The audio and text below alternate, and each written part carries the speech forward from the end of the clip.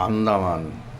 আন্দামান নাম শুনলেই সবার প্রথমে চোখের সামনে ভেসে ওঠে স্বচ্ছ নীল জল এবং সাদা ও সোনালি বালির সুন্দর সুন্দর সমুদ্র সৈকত।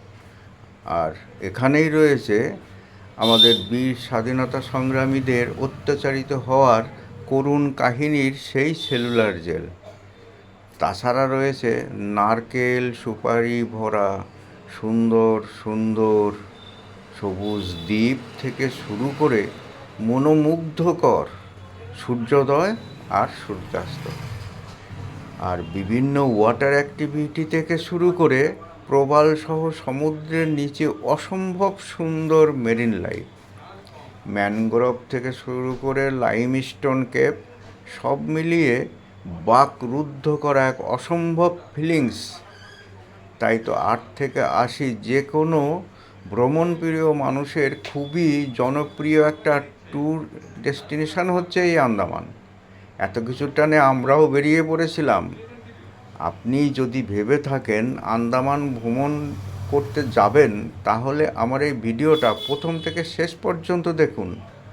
আশা করি আন্দামান ট্যুর প্ল্যান করতে এই ভিডিওটা আপনার কিছুটা হলেও সাহায্য করবে। হ্যালো অ্যান্ড ওয়েলকাম ভিউয়ার্স, আমি স্বপন দে আপনাদের স্বাগত জানাই আমার ইউটিউব চ্যানেল স্বপন দে স্পেশালস এ। চলুন তাহলে শুরু করা যাক আমাদের এই ভিডিও। আমরা কলকাতার এয়ারপোর্টের দিকে যাচ্ছি। এয়ারপোর্টে আর কিছুক্ষণের মধ্যেই পৌঁছে যাব। এই চলে এসেছি আমরা এয়ারপোর্টে, কলকাতা এয়ারপোর্ট। এই কলকাতা এয়ারপোর্টের ভেতরে ঢুকে গেছি, আর সঙ্গে আমার গিন্নি আছে, আমি একা নয়। আচ্ছা, এবারে আমরা বোর্ডিং পাস করে রেডি হয়ে মালপত্র দিয়ে আমরা ফ্লাইটে চাপবো। এই আমাদের বোর্ডিং পাস হয়ে গেছে।